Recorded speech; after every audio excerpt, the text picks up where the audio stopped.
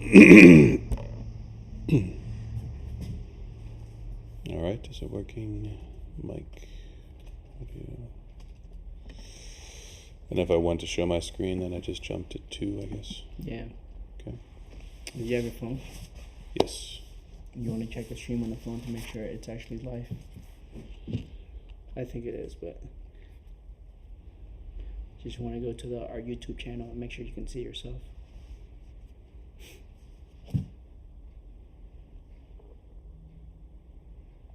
Want to make sure it's actually live. I think it is, but Hello, me. just want to go to our YouTube channel and make sure you can see yourself. Perfect. Thank you so much. Want to make sure it's actually live. I think it is, but Hello, me. just want to go to our YouTube channel and make sure you can see yourself.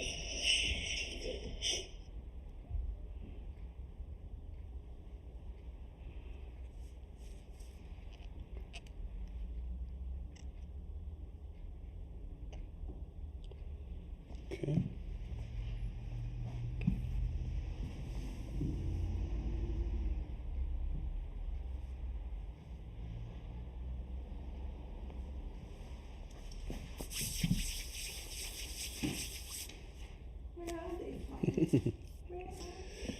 Many are called, few are chosen. So.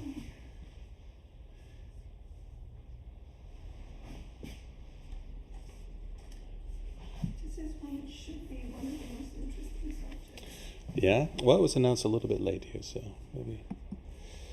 maybe.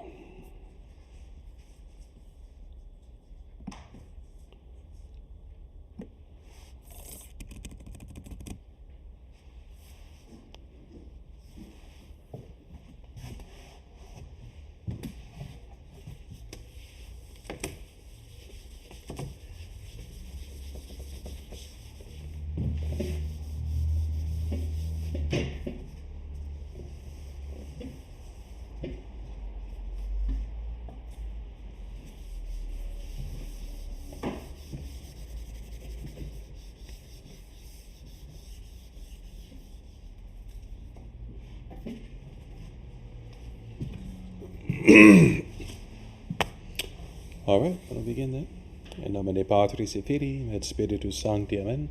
Pater noster, qui es in celis, sanctificetur nomen tuum, advenit regnum tuum, fiat voluntas tua, sicut in cielo et in terra. Panem nostrum quotidianum da nobis hodie, et dimitte nobis debita nostra, sicut et nos dimittimus debitoribus nostris, et ne nos inducas in tentationem, sed libera nos a malo. Amen. Sede sapientiae, ora pro nobis, omnes angeli custodes, orate pro nobis, in nomine Patris et Filii et Spiritus Sancti. Amen. All right. Welcome, everybody. Salve, salvete, omnes. So, the thought then for this adult catechesis was to do a series on the Mass. There's so many things to unpack. In fact, related to the talk this evening on Latin, Holy Mother Church at the Council of Trent, before the Protestants who proposed doing more of the liturgy in the vernacular, the language of the people, thought carefully about all of that and said, well, no, we would lose something if we changed the Latin language, and we'll see why, those reasons that the Church has expounded upon, particularly Pope John the 23rd and Veterum Sapientia. But she did say that the mysteries and the sacraments should be frequently explained to the people, so that we don't want to lose the beauty and the nobility and all that the sacred ceremonies communicate and the traditional structure of the Latin, etc. But we do want people to understand what's going on at the same time, without taking away the sense of mystery and speaking through all the ceremonies. So it was, then they exhorted pastors to frequently explain all the mysteries of the Mass. And so I thought we could use that. And the great work there, Father Nicholas Gear, the Holy Sacrifice of the Mass, dogmatically, liturgically, and aesthetically explained. He goes, or aesthetically explained. So he goes through just sort of the spirituality, the doctrine, the history of the liturgy. It's a beautiful work. There's lots of Latin quotes given in the footnotes that But if you don't read that, it's all summarized in the text above. So, but you should know Latin. That's how we begin this talk. In one sense, I said it was not so much an honor to know Latin as it was a dishonor not to know it. So this just basically meant you were educated. Everyone who studied grammar studied Latin. And then they studied that and then even in our day, it hasn't entirely gone away. I was talking to a young lady who was studying it in public school, and it was still important. So just to want to master your SATs, master the English language. One older gentleman of noble family, he said, and it was always emphasized because Latin teaches you how to think.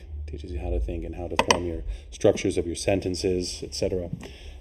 So then briefly, we'll go through, we'll use that work. He has a whole section on different aspects of the Mass. Why the vestments, what do they signify, why these liturgical colors, why candles, etc. So the theme of light, obviously in the Mass is we've had these Masses by candlelight of late in the dark for midnight Mass, for Orate Mass. We'll have Candle Mass coming as well soon. So next week's talk then for February 1st will be on the theme of light and candles, because we'll bless candles then the next day at Candle Mass. So I thought today we could start with Latin, something that draws people's attention. Obviously, one of the most startling differences or notable differences as you come, or when people say, oh, the Mass is in Latin. Well, I don't speak Latin.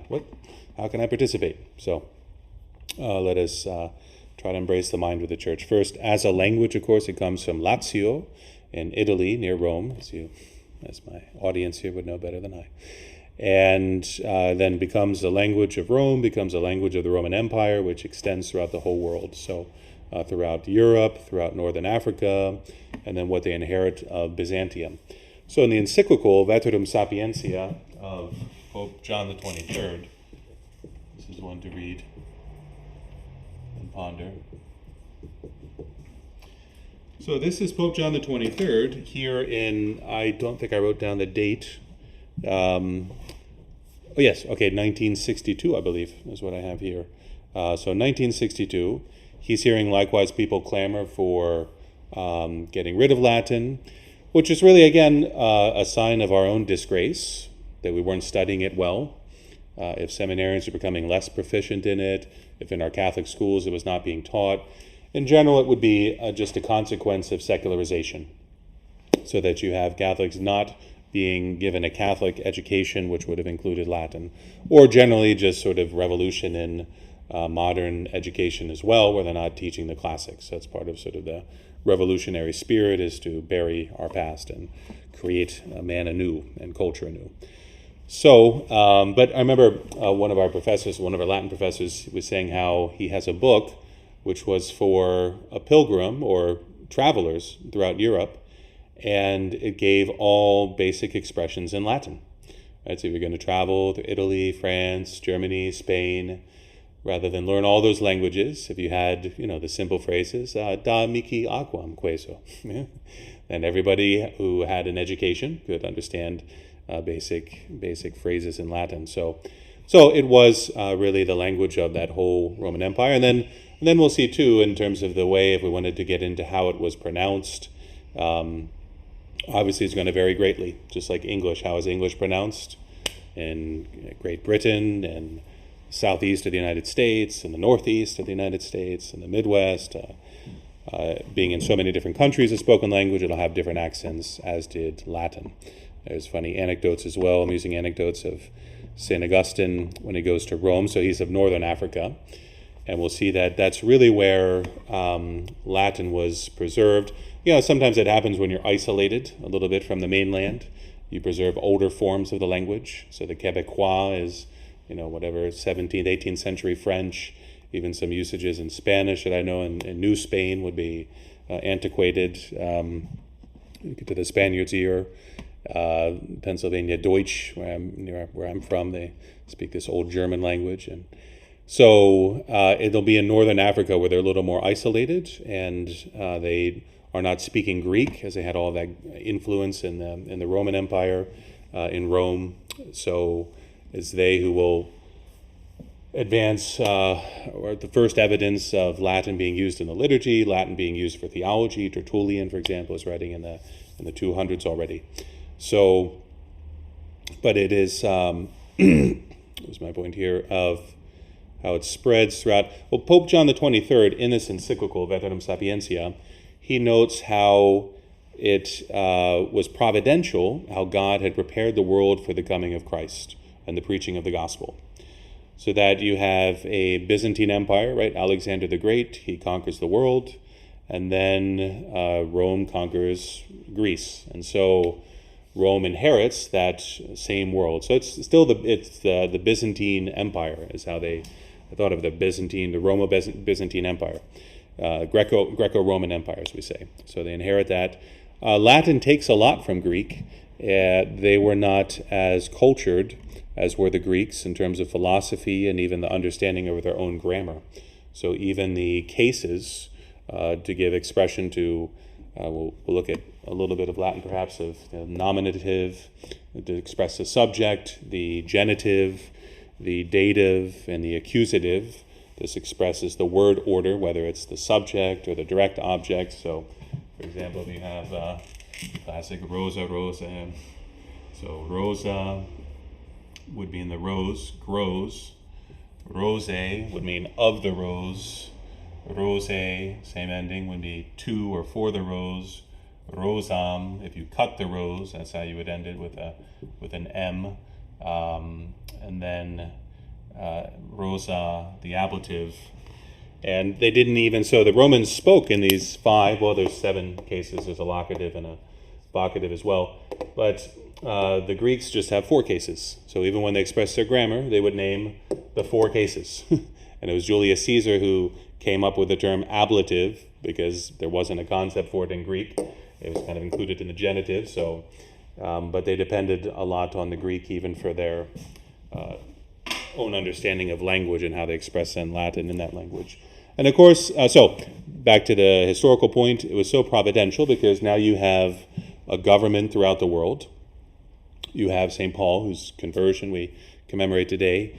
He says, I'm a Roman citizen. He can go to Rome. That's how he escapes the hands of Herod and is taken to Rome and is able to travel throughout the whole Roman Empire because he's a Roman citizen. So you have a political unity. You have, we just watched this series, Engineering an Empire on the History Channel.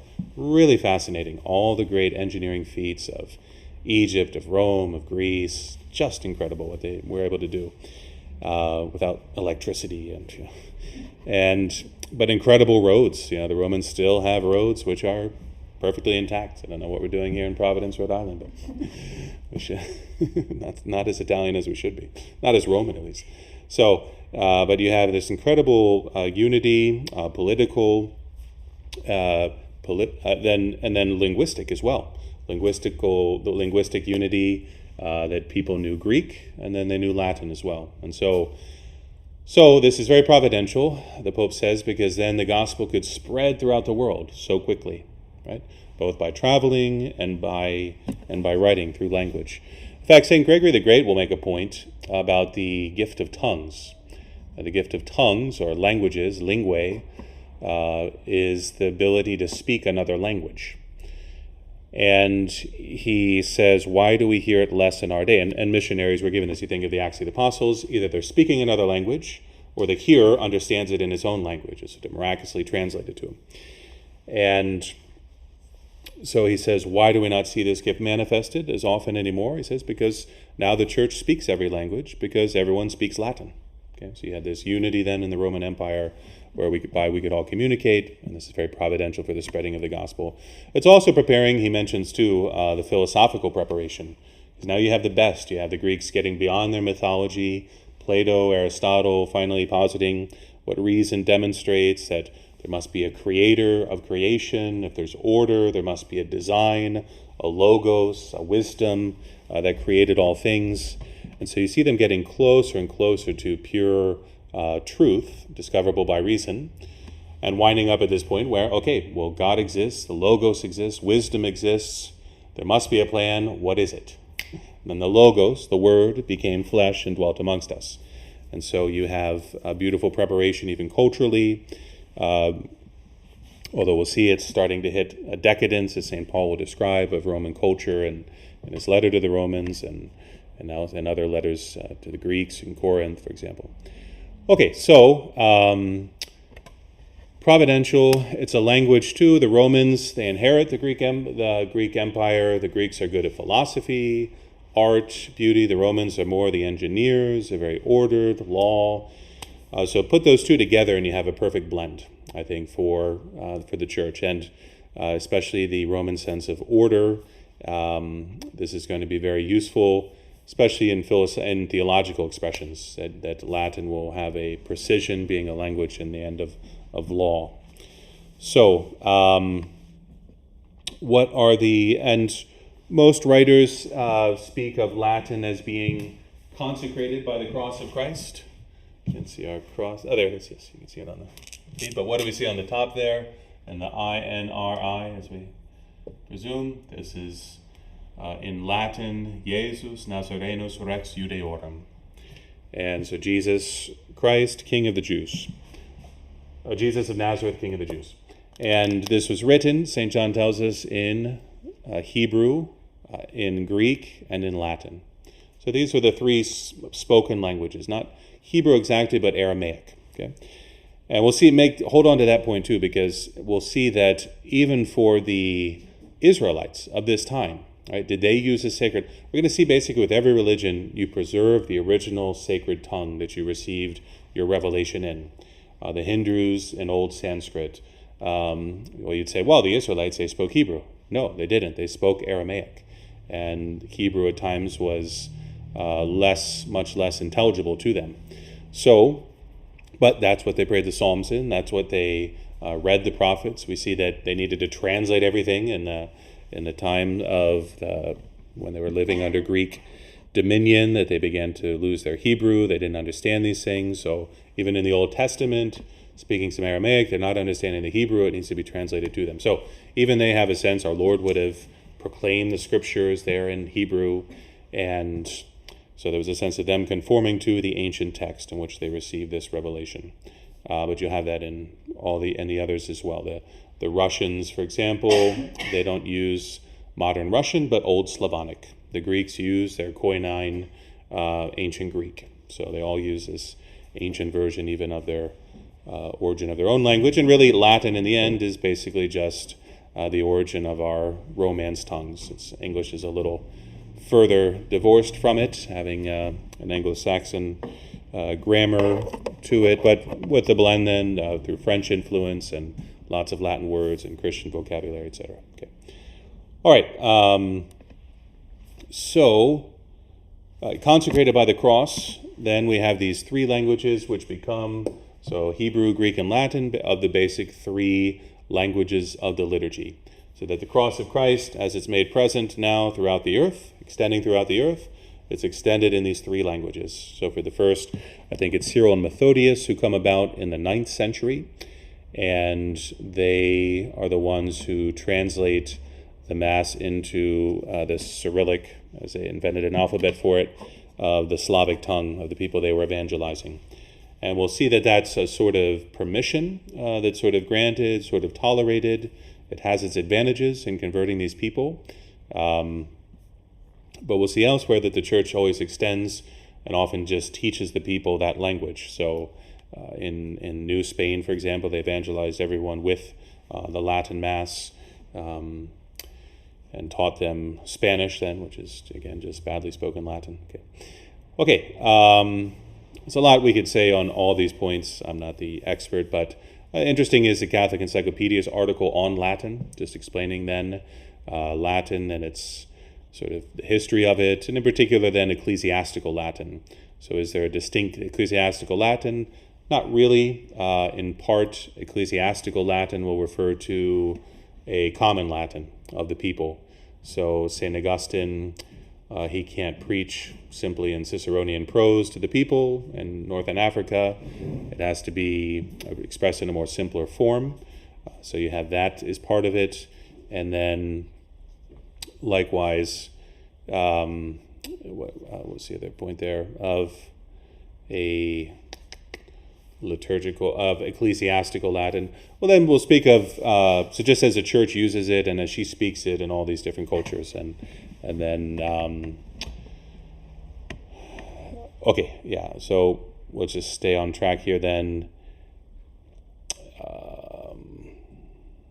Okay, and then in terms of why Pope John the 23rd says we have to conserve Latin, he says for the church, precisely because it embraces all nations, right, Catholic, universal, and is destined to endure until the end of time, and has this sacred mission, of its very nature requires a language that is universal, immutable, and non-vernacular. Okay? So, based on the mission of the church, what is her mission? To unite, go unto all peoples, right? So her mission is Catholic, omnes gentes, right? So Catholic, universal.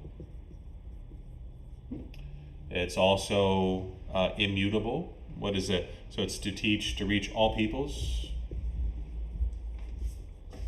to express immutable truths of God's revelation. So it's universal, it's unchanging. I'll just use another adjective here. Unchanging. And it is also sacred. Okay? As we see particularly in the liturgy. Okay? And that as a result, it needs a language. It would be most fitting to have a language which is universal, unchanging, and sacred. Okay? And that is, he says, sacred, you have to qualify that, and it wasn't sacred amongst the Romans as such, it's just their language, but we'll see that again, it sort of get consecrated as a use. If these are the prayers in which we originally prayed of our Roman church, we preserve those treasures, as the Hindus Sanskrit, as the Muslims do of their old Arabic, and all these different forms, okay? Even amongst pagan religions. So that's going to, so that's why Latin will be important. Pope Pius XII had said in Mediator Dei, the use of the Latin language prevailing in a great part of the church affords at once an imposing sign of unity and an effective safeguard against the corruptions of true doctrine. Okay. Another quote from Veterum Sapientia, the Catholic Church has a dignity far surpassing that of every merely human society, for it was founded by Christ the Lord. It is altogether fitting, therefore, that the language it uses should be noble, majestic, and non-vernacular.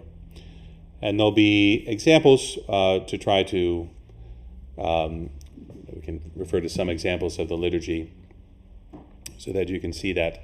In particular, the structure of Latin. So with this declension system, you can change the word order, okay? And because you can do that and still understand it, because you have the endings, it is perfect for poetic expression, as you can arrange the words in a proportioned manner in terms of their accent, their phonetics, their syllables, etc. And so it's really well disposed to poetic expression. We'll see with Gregorian chant as well. It really depends on the meter of where the accent falls. In Latin, it's always going to fall on the penultimate or the antepenultimate syllable. So it's hard to translate Gregorian chant into English. It just doesn't sound the same as you have the accent falling on the last syllable, or the vowels don't have the same sound, etc. So, but first, in terms of the universality of the language, this is a very important point. We'll see that the enemies of the Latin language, as Father Gear points out, have generally been nationalistic attempts to rid the people of a Roman spirit and their loyalty to the Bishop of Rome and to the Roman heritage and Roman patrimony. So Napoleon, for example, and others, Luther, at his time, it's cuius regio, eos religio, right? Whoever's region, his religion. So why these princes are taking advantage of Luther's revolution to say, okay, I can have the same Christian religion, but completely under me, as Henry VIII imagined as well. So in order to remind the people, you're not Romans, you're Germans, you're French, right? Let's get rid of the Latin language. So there was, and the enemies of the church, they often saw it as a great obstacle because it created a bond with the people, and that their language of prayer, the language of their religion, the most sacred, was their Roman tongue. Anecdotally, it's your prayer language too. I remember an anecdote of a lady who said she escaped from basically a prison camp in Russia, and they got on a boat to escape, and they were there for so many years that the kids were speaking Russian. They were Polish, and they were over there, and trying to escape between the Nazis and the communists. So, and they were trying to get on the boat to leave, and they didn't want to just take Russians and who wanted to escape poverty and get out of there. It's like, no, this is just for Polish. And the child was speaking Russian, and then someone said, wait, recite the Our Father, which he never recited, working in. He learned that from his grandmother, and so he recited it in that peculiar Polish accent, and they knew he was really Polish. So again, these should be deeply imprinted in our heart. Again, we'll repeat the point again. It's not that you shouldn't know Latin. Oh, Latin needs to be mysterious because no one knows it. No, you should know Latin. That doesn't take away its mysterious character or the sense of the non-vulgar, as he says, of, we'll say, sacred, in the sense that it's your fine china. Not that you don't recognize what a plate is of fine china, but it's not what you use every day just on the street, something set aside. And we'll see, even as Latin evolves, the liturgical Latin remains sort of fixed. Just like we have the natural tendency in English, with our thee and thy version, even how we pray, Our Father who art in heaven, hallowed be thy name. Right? It's funny listening to kids trying to pronounce these prayers at times in the confessional, oh my God, I am hardly sorry for having offended thee. And to test all my sin. We still use those phrases in English because that's how we've always prayed. Okay. So there's always a conservative sense to the sacred, and that's the sense of immutable. But to this point, this is how the language unites all these different peoples. Okay. There always has to be a language, an international language we can all understand. Okay. Latin was, again, being the language of the Roman Church, gave her the precedence, but then likewise became universal to all these different tribes and nations converting, of the Franks, of the Germani, of all these different peoples. They're all speaking the same language. And my favorite anecdote is from Father Tuscan, who said the Franciscans were given the missions in New Guinea, and there was a plethora of different languages and of different tribes, all divided amongst themselves. It was truly just a babel of different languages and divisions. And they did great work and brought the people to pray and convert them to the same faith, and then to the same Mass, which they celebrated in Latin. Again, impartial to all of them. And the most sacred expressions, the most intimate moments of communion with God and neighbor in prayer were all shared in the same language, not particular to this or that tribe. And it worked wonders of bringing just unity amongst those peoples.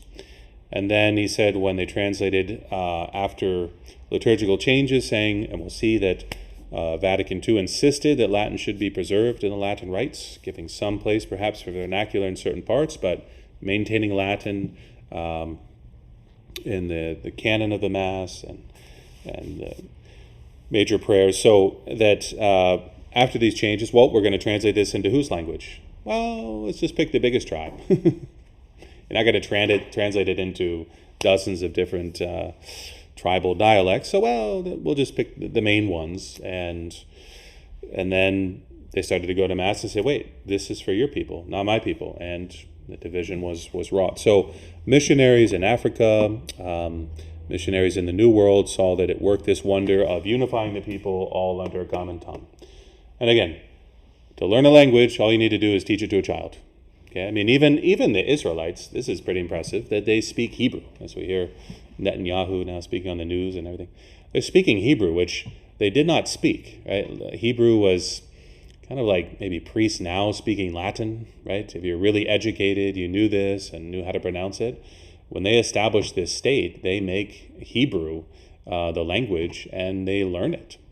But once you pass a generation of children, teaching it to them, then they've got it. Then it's their native tongue. So Father Buckley told us an anecdote in seminary he was reading of the history of the Americas and how missionaries taught Latin to the natives from their youth, from their childhood, and they were so proficient that they would go back and teach it in the universities in Europe because they learned it as a mother tongue. So there's nothing insurmountable in learning any language, as hard as it seemed to, learn Greek, for example, for a year in seminary.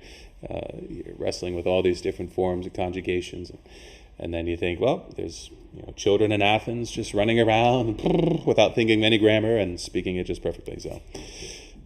So works wonders for uniting people, and this is a question some raise too. I think Dom Guéranger raises it about Cyril and Methodius. Well, they have this Slavonic, Old Slavonic, for their liturgy.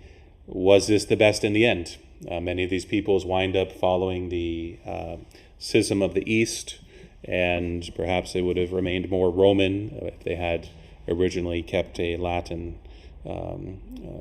liturgical language. So, his opinion. So, uniting people. I remember another anecdote of a communist watching over satellite in 40s or 50s or something. And he's watching transmission from different countries, and it's midnight mass. It's midnight at Christmas. And he notes that they're transmitting the mass in Germany and France and Italy and Spain. And it's the same mass and all in the same language. And he said, wow, my dream of some international unity that we could impose, an international order, was already achieved, in great respect by the Latin language. So Romanitas, all that's transmitted, and that unity through conserving Latin, according to the Pope. Likewise, that it's unchanging. So here it has the advantage in that it's a dead language, not continually evolving. It has a great fittingness to express truths which don't evolve or change. Okay? And he makes a point. The other exposition I read was in just thinking of a catechetical presentation for the people. It's in Father Spirago's Catechism. So you have this in the I Pieta, the Catechism explained by Father Spirago, and he speaks. He has a whole section on the language of the Mass and explaining why Latin is important here. And by thinking of the terms that we express, like persona, gratia, substantia, natura. The classic example is at the Council of Ephesus, as Pope Leo the Great intervenes. So they're debating. It's hard to understand what the Greeks mean by hypostases, because if you translate it literally, it means hypo, sub, and stasis, stantia. So it sounds to the Latins like they're saying substance. And they're using it in the sense of person, with reference to the Trinity, or with reference to our Lord. So that our Lord is one hypostasis. And the Latins understand you're saying he's one substance? No, he has two natures. Anyways, the famous Tome of Leo intervenes, the Bishop of Rome, saying there's una persona and due naturae. So saying there's one person, two natures. Latin, again, being a legal language, or having developed legal concepts and precision in terms, was able to intervene and give a precise sense. So it's immutable truth. And he mentions the point, like if we were to try to translate it, this could change the sacred character, as we're all familiar with our I-cell translations and of the Mass. It has to be the latest politically correct form. Even in the Byzantine liturgy, so in the Byzantines, they do use the vernacular. Traditionally, they use ancient Greek, okay? And then they would use Old Church Slavonic, so it's much more recent that they would use just Ukrainian, for example. And as they're singing it, they sing it all by heart. So even if it's in the modern vernacular, they're singing it all by heart. But guess what? They came up with a new translation because we need to modernize the language. We need to make it more inclusive or whatever. But the people don't use a booklet, right? If you sing it, you memorize it. And so they're singing the whole Mass by heart. I remember the cantor, he was just so distraught, saying, I've sung these prayers my whole life, and now they want me to just throw in a different word. Like, it's never worked. The attempts, I think, too, there were attempts to change the Our Father. Didn't really stick in English. We don't say Hail Mary, full of grace, the Lord is with you. Never, that's not how we... So the sense of immutable, because it's dead in that sense, it is most perfect for expressing that, those terms. And again, non-vulgar, I think the sense of fine china, right? Something that's familiar but very special that you use for special occasions, or something more elevated, something more noble. Besides all the intrinsic reasons, we'd have to go into sort of a course in Latin, but no one knows the down in adoration falling, the Tantum Ergo Sacramentum in English, right? Or the Hail Holy Queen. Hail Holy Queen. Just, no, doesn't sound the same. And if you were to examine it linguistically, you could see how, again, the structure of Latin very much lends itself to this beautiful poetic expression. But apply that to any other language, and here's a point to capture of just what are we trying to express in the liturgy. Okay, first, the liturgy is for adoration of God. Okay, there is an instructive part to it. It doesn't have to be present in every liturgy, but in the structure of the Mass, we have the Mass of the catechumens, some sort of instruction by reading that's going on. But then we move into the sense of mystery, and what are we trying to communicate? We're trying to communicate the incommunicable, right? God who is above all understanding, these truths which are mysteries that we can't just simply comprehend, right? We have to bow before them. So there's a sense of it being made revealed to us, seeing, but yet at the same time that we present it, it's something far beyond that. And so how are we going to communicate that? Save through beauty. I mean, think of just on a natural level, right? People communicate, for example, people trying to find another spouse. They're not just running around with a list of their qualifications and qualities, but they're trying to express it through how they dress, how they adorn themselves, what perfume, right? All of that nonverbal communication is communicating much more than, hey, didn't you read my profile on Facebook? Or think of it in any work of art, right, which is trying to express beauty. Would you really say, like, Shakespeare, who really understands that? If we could just give a modern, just common, vulgar translation, everyone would love it. No, you would ruin Shakespeare. Right? It's not just the philosophical idea or something. It is the beauty of the language itself. Or an opera, all the pageantry, all the ceremony. No one, even in other countries, I mean, people that sing in choir, you have to learn some French, you have to learn Italian, because there's certain pieces you've never heard Handel's Messiah in Italian, I imagine, right? You have, okay. So they have a chance. It's not the same though. So, but you think of, you wouldn't tell them in the opera, like, could you stop singing it? It's not. Just speak. What do you want to say? Just say it clearly and simply, like, that's not the point, right? That's part of the point. The other point is lifting the mind and communicating all that you do through beauty, that how majestic, how noble this is. And then, as in our nonverbal communication, right, adding that emotion, just thinking of the Gregorian chant itself and how expressive that is. You have a sacred text, but how it comes alive, right, as you sing it. So you have something very special there going on. So these were the reasons that Pope John the 23rd referred to as to why we need to preserve Latin. And then at Vatican II, so in 1965, Vatican II concludes.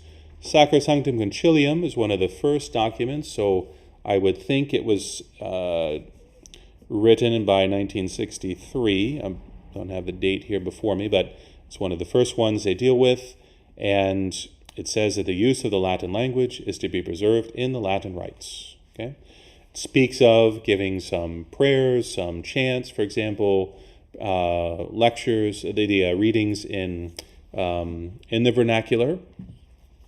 But even as something, everyone presumed that the Roman canon would remain in Latin, that the even the collects, they say, oh, well, this is very important. This kind of sums up all the desires and prayers of the people. Should we put this in their language? But there are some of the most ancient parts we found in the ancient sacramentaries of St. Leo, of St. Gelasius. And how are you going to translate this? It has a beauty to it that it's like that you would lose in that poetic expression of the Latin itself. So even that was sort of debated whether they should change that or not. And it also mentions that it should be procured that the faithful are capable of reciting and chanting together in Latin the ordinary parts of the Mass. Right? I've taught this to kids on camps, 12-year-old boys. You can teach them the Kyriale, the Kyrie, Gloria, Sanctus, and Agnus Dei. Everyone knows what those mean anyway, right? And those basic parts, you repeat them all the time. And so to know those, you see it particularly, again, the sign of unity when you have these World Youth Day Masses or big international Catholic events. And all right, we're going to have Mass. Well, what are we going to read the readings in? Well, we'll read in Italian. Then, the Americans, they pay for everything and they don't understand any other language, so we'll have to read it in English. And, well, the French, they're very proud of it. We'll read it in French too. And German, that's so different. We'll read it in German. What about Portuguese? They can kind of understand Spanish. Okay, so now you've offended the Portuguese. And so what do? Do you repeat it in, again, we have the sort of mystery of Babel playing itself out again rather than unifying the people. And again, you just have to challenge them to, and this is generally the trend that we speak about the liturgical movement, the idea of Dom Guéranger, writing these works describing all these ancient ceremonies and customs. And his point was, let's get the people, let's resurrect these, let's conform our modern life now to a more traditional Catholic life where religion and our expressions of faith have pride of place in our culture and in what we give time to and importance to. And then gradually, you have a divergence of that in that, well, let's just kind of conform it to modern life and make it easier. And so something similar happening here with the insistence on Latin. So, okay, and then other quotes too. Pope Paul VI, the Latin language is assuredly worthy of being defended with great care instead of being scorned. For the Latin Church, it is the most abundant source of Christian civilization and the richest treasure of piety. We must not hold in low esteem these traditions of your fathers, which were your glory for centuries, as he spoke to superior generals of religious orders, institutes in 1960. He spoke of, too, in Vatican II, they insisted, all right, the Liturgy of the Hours, you could pray this with the people in the vernacular, but clerics should all be reciting it in Latin. Okay, ask any priest, and when you see him, hey, Father, are you reciting the breviary in Latin, as Vatican II commanded? He might say, no, Vatican II got rid of that. No, good Pope John the 23rd came around and said, hey, let the people understand. But you're seeing now from these quotes, that's totally fictitious. This is not what John the 23rd said. It's not what Vatican II said. And again, sometimes there's an ambiguity or a certain permission, but then it gets abused and run away with. So, okay, I think that's a basic presentation for this evening. As to Latin, I want to see if I have any questions there. Let me see if there's any YouTubers commenting or asking questions. Again, it's hard to fully appreciate it without kind of giving you a class in Latin, which I would love to do if we had enough people. And it's always a question of, will they commit? All right. Okay, any... Yes. Well, you get into it like, oh, this is neat. Like, I'm just going to listen to Father, and then I'll be speaking Latin. Like, no, you have to do homework. You have to, so. But it's nice to get a little appreciation of it. For, different approaches. It's hard, how to learn Latin. Maybe we could close with some comments on that if there's families watching or something. But I think for an adult, a primer of ecclesiastical Latin by Father, not a priest, but Collins is his last name.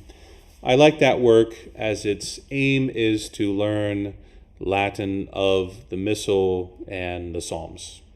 So as a very humble practical end in that I just want to know what's going on in the Missal. And it takes you through all of Latin grammar, right? It gets difficult towards the end. But classical Latin is not a separate language. It might be more stylized, or prefer this or that style, but it's just going to be a lot of your vocab. You're going to learn, 10 different words for a sword or a knife, or how to go to war, and reading works of Caesar. And so keep it focused. There's other ones to that end as well. Tan Books had a 2-volume one, just Latin grammar, and then the second volume was everything for philosophy and theology. But the first one would give you everything you would read in the Missal or the Breviary and the Psalms. So that's one way to study it. Trying to learn it as a living language is a little bit harder. We try to do in the seminary more lingua latina. But I think it goes much better for those who speak an impoverished form of Latin in the Romance tongues, because you have this. I remember when I was assigned to teach the local priest near us, I went over for confession one day, and he's like, "Hey," this wasn't my penance, but he's like, "Hey, you do the Latin Mass. Why don't you teach Latin at the school of Musica Sacra?" So I'm like, okay, so just, an intro so that they sing well, that they know what's going on in the Latin that they're singing.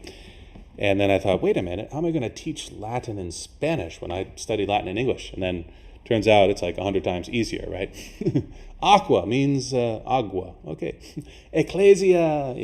Okay, this is, you already speak this language, basically.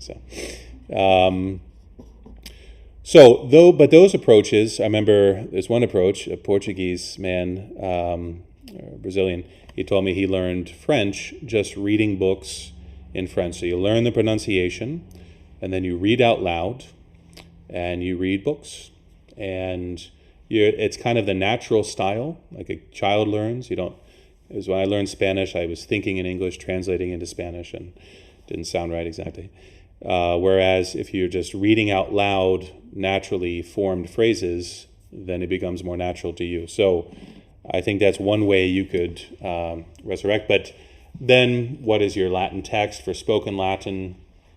There are, conversations, dialogues, but oftentimes what we have in literature is more, where the people on the street speaking like Cicero, probably not. So there's sometimes something artificial, but it's our language now, and it has been since we've conquered the Roman Empire and become the Roman Church. So it was always spoken with different manner in different countries. But otherwise, any questions then? Let's see if there's any YouTube comments from my audience.